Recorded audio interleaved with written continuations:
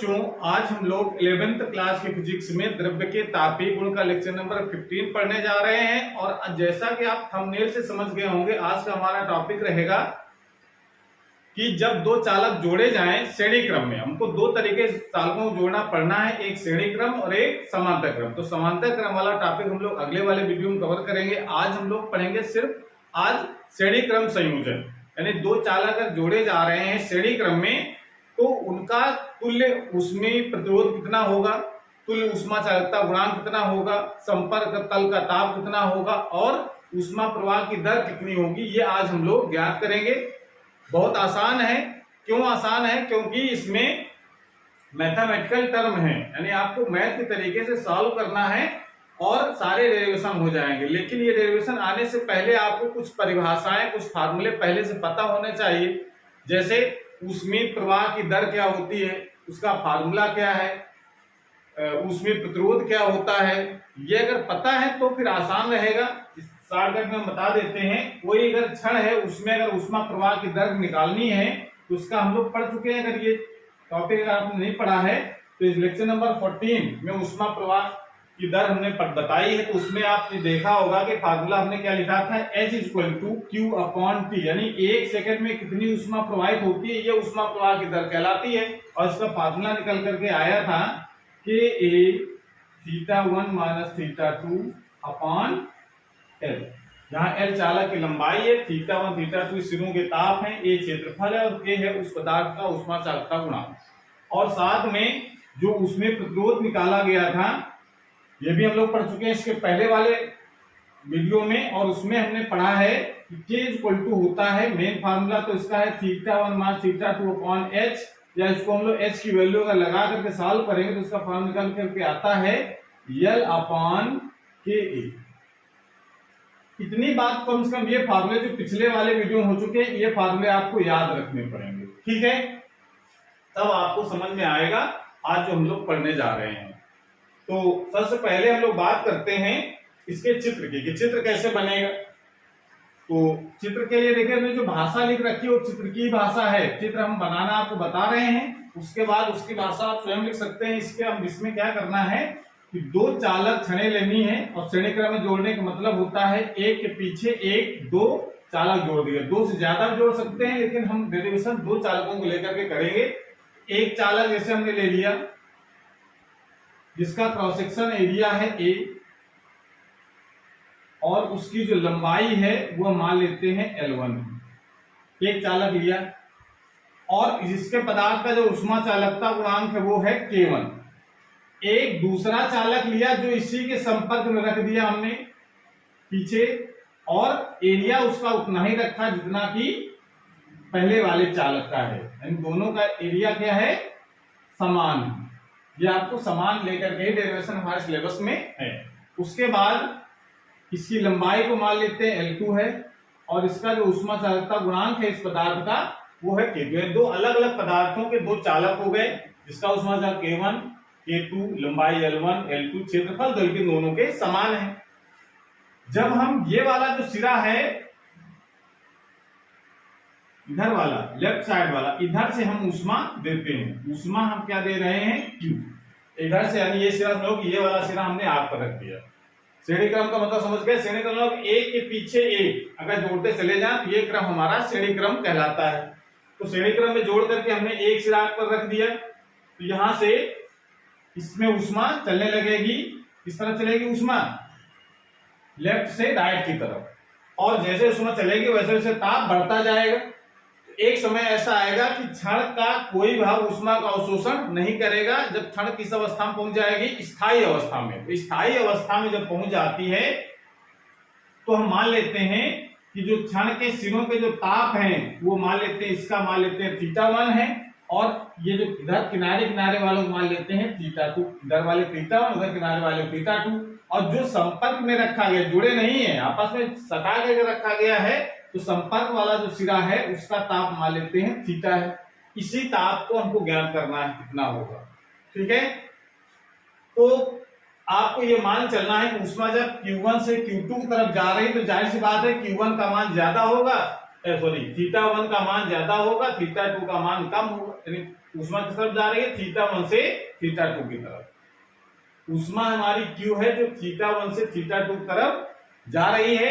जैसे जाएगी वैसे वैसे ताप क्या होगा, बढ़ते जाएगा। लेकिन स्थायी अवस्था में बढ़ता तो जाएगा शुरुआत में, लेकिन जब क्षण स्थायी अवस्था पहुंच जाएगी तो क्षण का ताप क्या हो जाएगा, नियत हो जाएगा, बराबर नहीं हो जाएगा। ये हम लोग डिटेल में स्थायी अवस्था जो हमने बताई थी उसमें बताया था कि स्थायी अवस्था में क्षण का ताप नियत तो हो जाता है पर बराबर नहीं होता कि हर बिंदु का ताप बराबर हो जाए। इस कारण से आपको ये याद रखना है कि मान लेते हैं कि हमने स्थायी अवस्था में क्षण पहुंच गई, तब उसका ताप है θ1। जैसे जैसे आगे जा रहे हैं ताप कम होता जा रहा है, कुछ यहाँ ताप बचा, उसका अलावा घटता गया और यहाँ पर ताप θ2 यानी खुले सिरों का ताप θ1 θ2 और संपर्क तल का ताप θ है। इतनी बात आपको ये जो चित्र में जो चित्र की जो भाषा है वो हमने लिख रखी है, इसमें आपको एक बार पढ़ के सुना देते हैं। माना समान अनुप्रस्थ परिच्छेद के क्षेत्रफल एक ही दो छड़ें श्रेणी क्रम में जोड़ी गई हैं जिनकी लंबाइयां क्रमशः L1 व L2 तथा ऊष्मा चालकता गुणांक K1 K2 है। स्थायी अवस्था में हमें जितने भी डेरिवेशन आपको पढ़ने सब स्थायी अवस्था में ही पढ़ने हैं, ठीक है ना। स्थायी अवस्था में क्षण के खुले सिरों का ताप θ1 θ2 है और θ1 ग्रेटर देन θ2 मतलब θ1 की तरफ से ऊष्मा जा रही θ2 की तरफ, तथा संपर्क तल का ताप θ है। ये तो पता है कि ऊष्मा हमेशा ऊंचे ताप से नीचे ताप की ओर प्रवाहित होती है। अगर ताप दोनों सिरों के बराबर हो जाएंगे तो ऊष्मा का प्रवाह बंद हो जाएगा। तो अगर स्थायी अवस्था में है तो ये हम लोग पढ़ चुके हैं। स्थायी अवस्था में कौन था, स्थायी अवस्था में श्रेणी क्रम में जुड़े चालकों जो ऊष्मा प्रवाह की दर है वो समान होती है। जितनी ऊष्मा प्रवाह की दर इस वाले चालक की होगी उतनी इसमें होगी।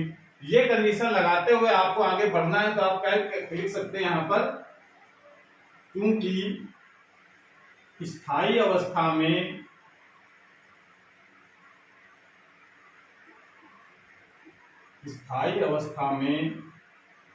दोनों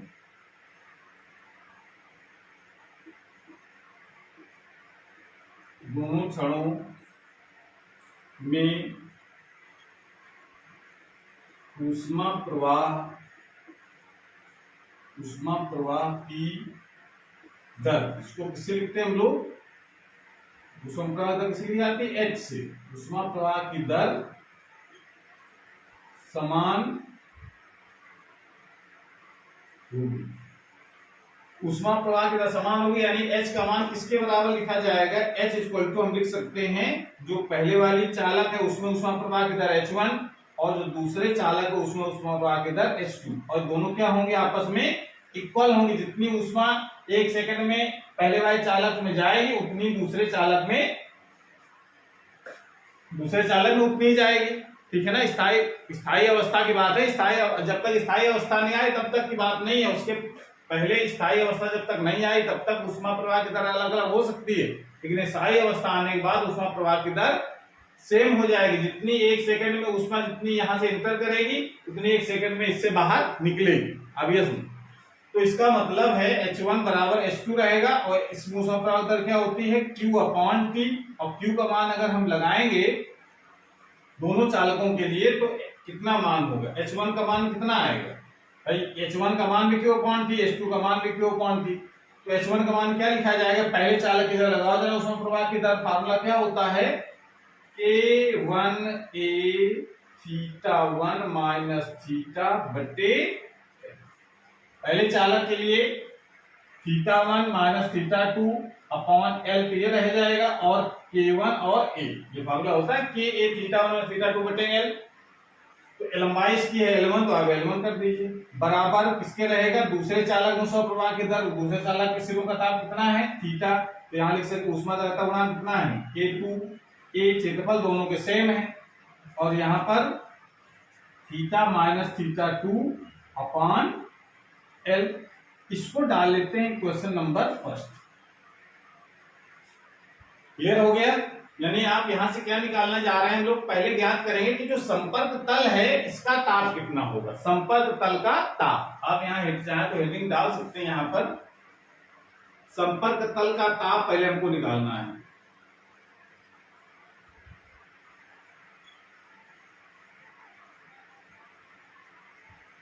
संपर्क तल का ताप पहले हम लोग ज्ञात करेंगे, ठीक है। संपर्क तल का ताप ज्ञात करने के लिए आपको ऊष्मा प्रवाह की दर इक्वल करनी है, कि दोनों की वैल्यू लगा देंगे। उसके बाद आप जरा इसी को सॉल्व करना है कि जब h का मान इसके बराबर है, इसके बराबर, इसका ये दोनों आपस में बराबर होंगे, इसको लेकर के आगे हम लोग बढ़ेंगे। तो इसको लिख सकते हैं अगले स्टेप में k1a theta 1 minus theta upon L1 is equal to k2a theta 1 minus theta 2 upon L2 होगा, सब यहाँ पर L2 हो जाएगा। ठीक है, यहां से देखो a से a कैंसिल हो जाएगा, जरा क्रॉस मल्टीप्लाई करके ब्रैकेट खोलो तो यहाँ पर k1 और L2 इधर आएगा, इसको अंदर गुणा कराएंगे, कितना हो जाएगा k1 थीटा 1 L2 इधर से इधर गुणा कराया, माइनस k1 थीटा और L2 ये आ जाएगा, इधर माइनस का हो गया, इसका इधर गुणा करा देते, माइनस इक्वल टू आएगा, इधर आएगा k2 थीटा और L1 माइनस k2 थीटा 2 और L1, ये तो आएगा। हमको किसकी वैल्यू निकालनी है, संपर्क तल का ताप है, थीटा की वैल्यू निकालनी। थीटा जो दिख रहा है उसको एक तरफ जरा कर लो, इसका मतलब है इसको आप उधर ले जाओ तो प्लस का हो जाएगा, थीटा यहाँ पर भी है, थीटा यहाँ पर भी है, इसको उधर ले जाते हैं तो कितना हो जाएगा, और इसमें थीटा कॉमन ले लें, इसको ले जाकर के उधर, तो क्या लिख सकते हैं हम लोग k1 L2 plus k2 L1, इधर प्लस का है k2 L1, थीटा बाहर कॉमन दोनों का, इसको इधर ले आओ तो यह आ जाएगा equal to k1 theta 1 L2 plus k2 theta 2 और L1, इतना आ गया। इसके बाद जरा इधर देख लेते हैं हम लोग, ये हो जाएगा थीटा बराबर कितना आ गया, थीटा बराबर आ जाएगा, ये इसको बट्टे में ले जाओ, इसको लिख सकते हैं k1 theta 1 L2 plus k2 theta 2 और L1, ये आ गया, ये बटे में आ जाएगा इसकी, upon k1 L2 plus k2 L1। ये जो संपर्क तल का फार्मूला हमने निकाल दिया, एक डेरिवेशन ये हो गया, इसको क्वेश्चन नंबर हम लोग डाल लेते हैं सेकेंड। क्लियर हो गया, यानी संपर्क तल का ताप अगर निकालने के लिए कहे तो आपको क्या कर देना है, दोनों में ऊष्मा प्रवाह की दर इक्वल करना है और उसके बाद थीटा का मान ज्ञात कर लेंगे समीकरण बना करके। ठीक है, अब ये जरा थीटा का मान जब निकाल लेंगे तो आपको निकालना है ऊष्मा प्रवाह की दर कितनी होगी, जो एक क्वेश्चन नंबर प्रश्न में लिखिए तो यहाँ पर थीटा का मान लगाना है। ठीक है, इसको नोट कर लीजिए पहले,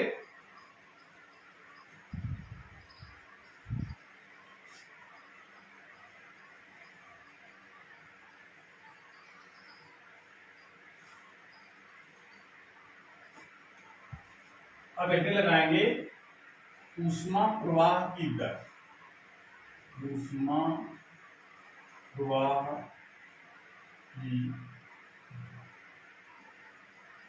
ऊष्मा प्रवाह की दर हम लोग ज्ञात करने के लिए क्या करना है आपको, थीटा का मान, तो समीकरण नंबर 1 समीकरण नंबर 2 में थीटा का मान जो आया है, थीटा का मान समीकरण 2 से समीकरण 1 में रखने।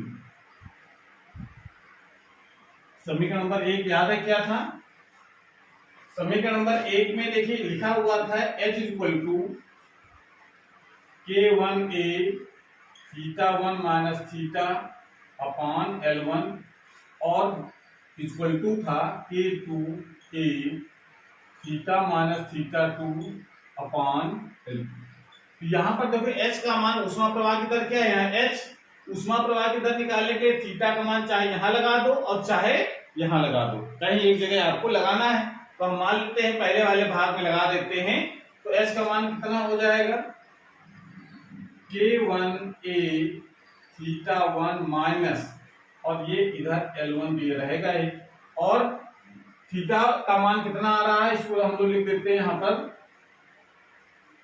K1 theta 1 L2 plus K2 theta 2 और L1 अपान K1 L2 plus K2 L1, ये आ जाएगा इतना।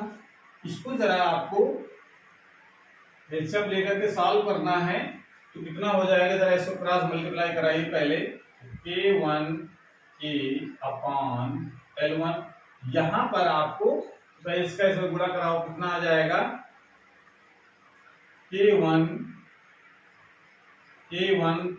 Theta 1 L2, K1 theta 1 L2 plus K2 theta 1 L1, यह आ जाएगा। फिर माइनस माइनस आएगा तो इधर आ जाएगा K1 थीटा 1 L2, और ये माइनस होने का इधर से बदल जाएगा तो यहाँ आता है K2 थीटा 2 L1 अपान अपान, तो ये पूरा बचेगा इसमें K1 L2 plus K2 L2, कितना आ जाएगा ये। इसके बाद और ज़्यादा सॉल्व करो, मैथ तरीके से आपको सॉल्व करना है, इसमें और कुछ नहीं करना है। तो देखिए इसमें यह जो पार्ट है K1 theta 1 L2, K1 theta 1 L2, ये प्लस माइनस के क्या हो जाएंगे, कैंसिल हो जाएंगे। इसमें देखो इस जो बचा उसमें कुछ कॉमन आ रहा है, K2 कॉमन है, L1 कॉमन है, तो इसको क्या लिख सकते हैं, K1 ये आ गया, K2 कॉमन आ जाएगा, L1 भी कॉमन आ जाएगा, और K पहले से था तो अंदर क्या बचा हमारे पास, थीटा 1 माइनस थीटा 2, ये तो बचा। तो यहाँ पर K2 और L1 कॉमन हो गया तो थीटा 1 माइनस थीटा 2 बचेगा, और अपान ये L1 पहले से है यहाँ, और ये K1 L2 plus K2 L2, कितना आ गया। यहां से देखो इस L1 से L1 कैंसिल हो जाएगा तो H इक्वल टू कितना हो गया, K1 K2 A theta 1 minus theta 2 upon K1 L2 plus K2 L2। ये ऊष्मा प्रवाह की दर निकाल लेते हैं, और यही हमारा ऊष्मा प्रवाह की दर का फार्मूला आ जाएगा। इसको क्वेश्चन में डाल लेते हैं हम लोग। ये आपको याद रखना है, आगे इसी डेरिवेशन में जरूरत पड़ेगी, सिंस यहाँ पर कोने में लिख देते हैं हम लोग। H का मान कितना आ गया है, H इक्वल टू आ गया है K1 K2 A theta 1 minus theta 2 upon K1 L2 plus K2 L2। इसकी जरूरत है आगे, इस वजह से इसको भी यहाँ पर लिखा रहने दो। ये क्वेश्चन जो थर्ड आई है ये क्या बताती है, ऊष्मा प्रवाह की दर, ठीक है। उसके बाद अब हमको निकालना है तुल्य ऊष्मा चालकता गुणांक। तुल्य ऊष्मा चालकता गुणांक कितना होगा, यानी दोनों को जब संपर्क में रखा जाए तो तुल्य ऊष्मा चालकता गुणांक कितना होगा, यानी एक का K1 है एक का K2 है, तो जब दोनों समश्रेणी क्रम में होंगे तब उसका कुल मान कितना आएगा। तो सीधे K1 प्लस K2 नहीं हो जाएगा, उसका फार्मूला है वो क्या निकल करके आएगा वो आपको ज्ञात करना है। तो इसके लिए मान लेते हैं कि माना दोनों चालकों का तुल्य ऊष्मा चालकता गुणांक K, तो ऊष्मा प्रवाह की दर कितनी हो जाएगी, ऊष्मा प्रवाह की दर कितनी लिखी जाएगी, H इक्वल टू तुल्य ऊष्मा चालकता गुणांक। मतलब यहाँ पर क्या है कि जैसे अगर हम ये कह रहे हैं कि दो चालक जो अभी रखे हैं अगर उनको एक ही मान लें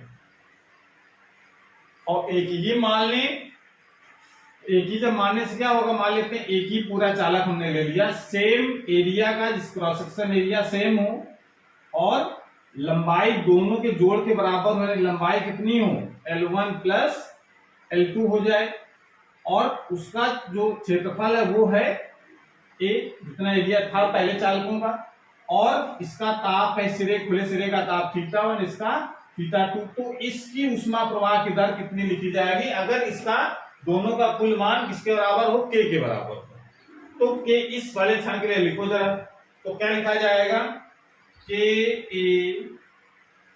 ए उष्मा प्रवाह की दर को लिखना है के A θ1 minus θ2 upon L1 plus, ये तो होता फॉर्मूला के ए θ1 θ2 बटे L, लंबाई यहाँ पर L1 प्लस L2 हो जाएगी, दोनों चालकों को श्रेणी क्रम में जोड़ देंगे तो ये आप क्वेश्चन में डाल सकते हैं 4। अब जरा दोनों, ये भी उष्मा प्रवाह की दर निकाली है हमने, जो हमने कोने में लिख रखा है, और ये भी उष्मा प्रवाह की दर निकली है, दोनों इन्हीं चालकों के लिए है।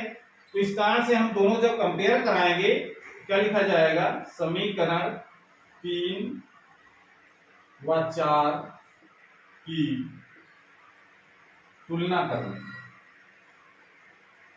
करने से तात्पर्य कि दोनों के जब लेफ्ट साइड बराबर है तो राइट साइड भी बराबर हो जाएंगे। तो दोनों जब इक्वल कर दो तो क्या लिख सकते हैं हम लोग, K A θ1 minus θ2 upon L1 plus L2 is equal to, इधर मान हो गया, इक्वल टू किसे करते हैं हम लोग, K1 K2 के θ1 माइनस θ2 अपान K1 L2 plus K2 L1, ये तो हो जाएगा। अब देखो इसमें दिख रहा है कि A से A ये कैंसिल हो जाएगा, और θ1 माइनस θ2 से θ1 माइनस θ2 कैंसिल हो जाएगा, तो K इक्वल टू कितना आ जाएगा, K इक्वल टू आ जाएगा, इधर चला गया तो यहाँ पर आ जाएगा K1 K2, तो ये वाला हिस्सा है, उसके बाद L1 प्लस L2 अपान में बचता है K1 L2 plus K2 L1, ये लिख सकते हैं। इतना नोट कर लीजिए पहले,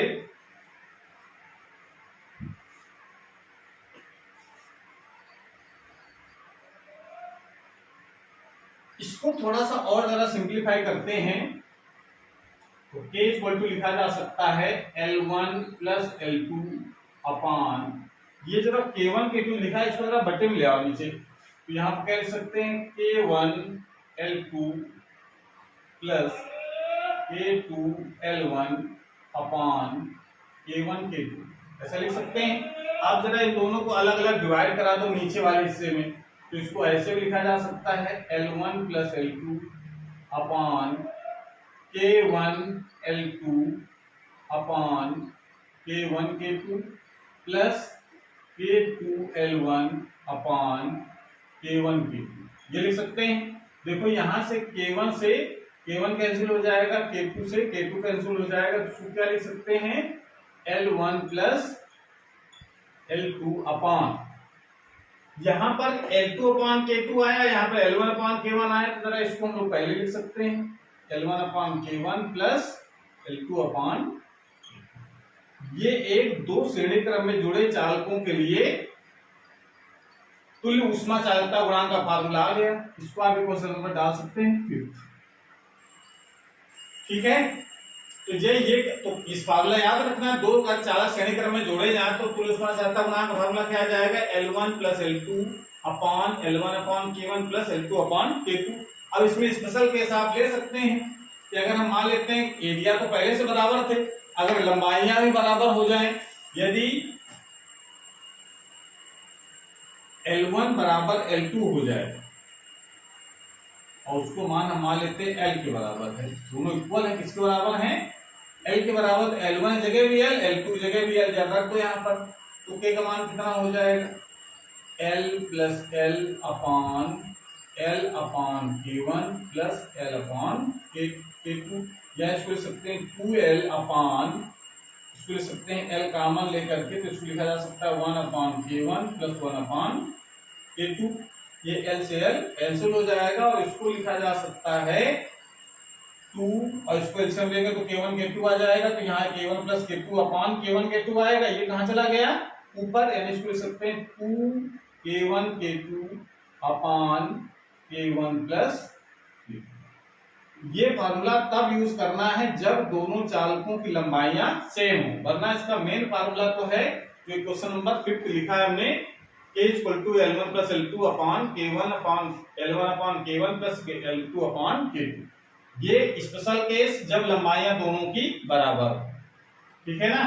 तो इस फार्मूले को यानी 5th नंबर को देख करके अगर मान लेते हैं कि दो नहीं 3 4 5 6 जितनी भी चाहे उतनी जोड़ें, तो बताओ कितना ऊष्मा चालकता गुणांक होगा। तो हम मान लेते हैं n जोड़े जाए, तो n अगर जोड़ा जाए तो कितनी हो जाएगा ऊष्मा चालकता गुणांक। मान लेते हैं यदि यदि यदि श्रेणी क्रम में n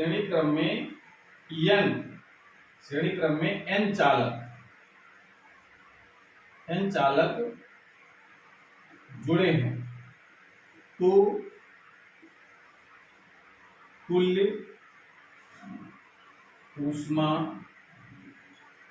चालकता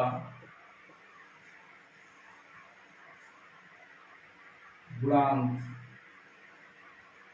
कुल ऊष्मा चालकता गुणांक K इक्वल टू क्या लिखा जाएगा, इस 5th नंबर को देखते हुए लिखना है आप।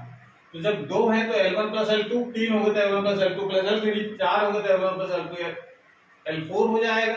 ऐसे बटे भी दो हैं तो L1 upon K1, L2 upon K2, 3 है तो L3 अपॉन K3, 4 है तो L4 अपॉन L4, ऐसे करके आपको जोड़ते चले जाना है। तो इसका फार्मूला क्या बना सकते हैं हम लोग, L1 plus L2 plus L3 and so on plus Ln।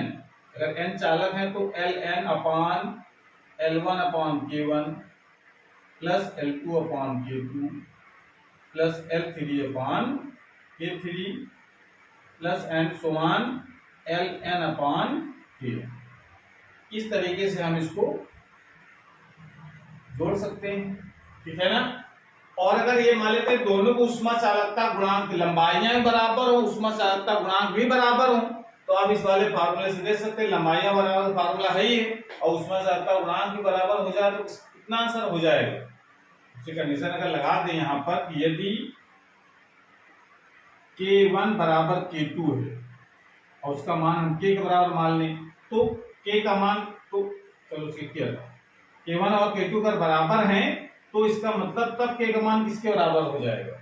तो अगर दोनों बराबर हैं तो इसको रखोगे तो क्या आ जाएगा 2K1 स्क्वायर अपॉन यहाँ पर कितना आ जाएगा 2K1, जोड़ जाएंगे तो इक्वल होंगे, K2 जगह भी K1 कर दो, तो इससे स्क्वायर इसका कट जाएगा और ये 2 से 2 कट जाएगा तो किसके बराबर हो जाएगा K1 का, यानी जो बराबर है दोनों को उसी के बराबर इसका आंसर हो जाएगा। तुल्य ऊष्मा चालकता गुणांक किसके बराबर आ गया K1 के बराबर। इस बात को आप समझ सकते हैं। ये अलग से आपको ये पॉइंट ध्यान रखना है कि अगर दो बराबर ऊष्मा चालकता गुणांक की छड़ें अगर जोड़ी जाएं तो उसका ऊष्मा चालकता गुणांक जुड़ करके 2 नहीं हो जाएगा, लंबाइयां बढ़ जाने से, मतलब से क्या सिद्ध होता है कि लंबाई बढ़ जाने से उसकी ऊष्मा चालकता गुणांक पर कोई प्रभाव नहीं पड़ता है। और ये जानते हैं कि ऊष्मा चालकता गुणांक की विशेषता भी होती है, ऊष्मा चालकता गुणांक क्षण की लंबाई, क्षण की मोटाई पर निर्भर नहीं करता है, ठीक है ना। वो किस पर निर्भर करता है, क्षण के पदार्थ पर निर्भर करता है। पदार्थ अगर चेंज हो जाएगा तो ऊष्मा चालकता गुणांक बदल जाता है। तो ये बात आपको ध्यान रखनी है। उसके बाद अब हेडिंग लगाएंगे आगे, इसी एक लास्ट आगे बचा है कि तुल्य ऊष्मीय प्रतिरोध कितना होगा, इसको नोट कर लीजिए।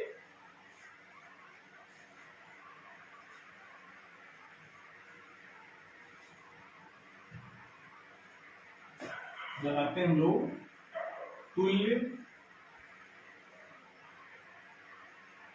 ऊष्मीय प्रतिरोध।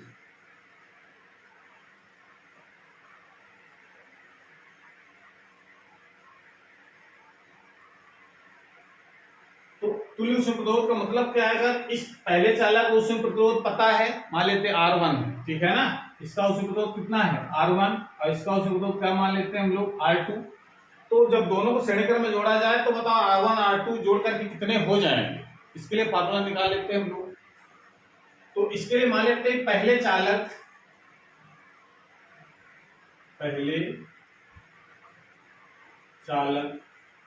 का ऊष्मीय प्रतिरोध, ऊष्मीय प्रतिरोध R1 बराबर कितना हो जाएगा, लंबाई है L1, उसमें ऊष्मा चालकता गुणांक है K1 और एरिया है उसका A। तो R1 का मान किसके बराबर आ गया, L1 अपान K1A। इसी प्रकार से दूसरे चालक के लिए निकाल सकते हैं हम लोग, दूसरे चालक का ऊष्मीय प्रतिरोध,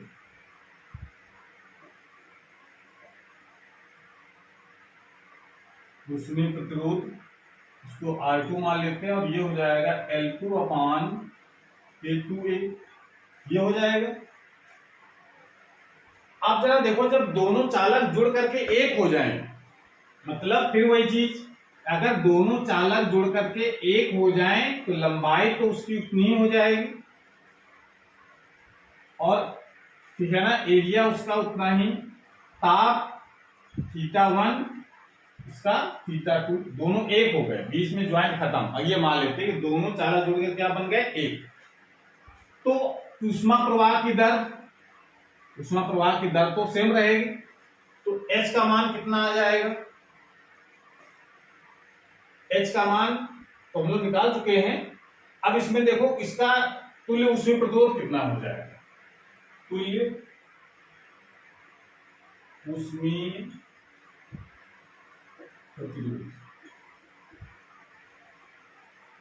तुल्य ऊष्मीय प्रतिरोध कितना हो जाएगा, उसको लिखते हैं R इक्वल टू, परिभाषा से क्या सूत्र बन जाएगा, θ1 माइनस θ2 अपान H।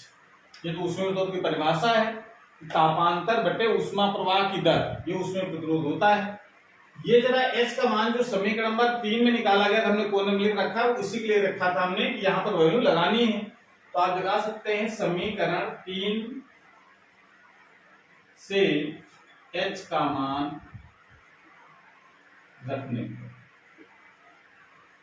H का मान ज्यादा रख दो, R इक्वल टू कितना हो जाएगा, θ1 माइनस θ2 अपान, 3 नंबर में क्वेश्चन क्या लिखी थी, वो कोने वाली कितना लिखी है, θ1 minus θ2 A, θ1 minus θ2 upon K1L2 plus K2L1।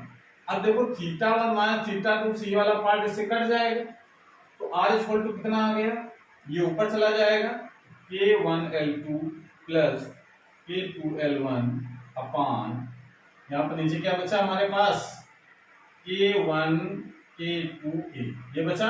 इसको जरा हम लोग अलग अलग लिख सकते हैं, अलग अलग लिखोगे तो क्या आ जाएगा, K1L2 अपान K1 K2A और प्लस K2L1 अपान K1 K2A, ये लिख सकते हैं। अब देखो K1 से K1 कैंसिल और K2 से K2 कैंसिल, तो क्या बचा यहाँ, इधर लिख देते हैं, R इक्वल टू क्या बचेगा, L2 अपान K2A प्लस L1 अपान K1A। इसको थोड़ा रिअरेंज करके क्रम से लिख लो, L1 वाले पहले लेते हैं हम लोग, L1 अपान K1A प्लस L2 अपान K2। अब देखो ये जो ऊपर हमने लिखा है अलग अलग चालकों के लिए, L1 अपान K1 एक इसके बराबर है R1 के, और L2 अपान K2 एक इसके बराबर है R2 के, यानी इसकी जगह हम लोग क्या लिख सकते हैं, R1, इसकी जगह क्या लिख सकते हैं, R2, यानी R का मान किसके बराबर हो गया, R1 प्लस R2। क्यों हो गया है, तो जानते हैं, क्योंकि R1 इक्वल टू होता है L1 अपान K1A और R2 बराबर होता है L2 अपान K2। इस कारण देखो श्रेणी क्रम में अगर जोड़े जा रहे हैं तो दोनों प्रतिरोध सीधे सीधे जुड़ जाते हैं। बस इतनी बात ध्यान रखना, अगर इसका 10 है इसका 20 है तो 10 और 20 कितने हो जाए, 30। जबकि ऊष्मा चालकता गुणांक जोड़ने का फार्मूला अलग है, वो लंबाई पर निर्भर कर रहा है, ठीक है ना। तो ये चीज आपको ध्यान रखना, अगर K1 K2 अलग अलग पता भी है और कहा जाए उनको श्रेणी क्रम में जोड़ करके कुल ऊष्मा प्रतिरोध बताओ, तो आपको फिर फार्मूला याद रखना पड़ेगा, L1 प्लस L2 अपान K1 अपान L1 प्लस K2 अपान L। अगर लंबाइयां बराबर हैं तो आप सीधे सीधे लगा सकते हैं K equal to K1 K2 upon K1 plus K2। तो ये चीज आपको ध्यान रखनी है। तो आज के जो डेरिवेशन में आपको 4 चीजें हमने बताई हैं। पहले बताया संपर्क तल का ताप कितना होगा, दूसरा बताया है कि ऊष्मा प्रवाह की दर कितनी होगी, तीसरा बताया है कि तुल्य ऊष्मा चालकता गुणांक कितना होगा, और चौथी बात बताई है कि तुल्य ऊष्मीय प्रतिरोध का मान कितना होगा। तो ये 4 डेरिवेशन आज के थे और ये एक दूसरे से रिलेटेड है, इसलिए आपको एक साथ ये पूरा टॉपिक पढ़ना पड़ेगा, तभी हमारे समझ में आएगा और आप लोगों को भी समझ में आएगा। ठीक है, तो इस तरीके से हम ये समझ सकते हैं कि श्रेणी क्रम में जुड़े चालकों में संपर्क तल का ताप, ऊष्मा प्रवाह की दर, ऊष्मा चालकता गुणांक और ऊष्मीय प्रतिरोध के मान हम लोग कैसे ज्ञात करते हैं। आज क्लास में समाप्त करते हैं, अगली क्लास में लोग नए टॉपिक के साथ आएंगे, तब तक पढ़ाई करते रहिए। All the very best.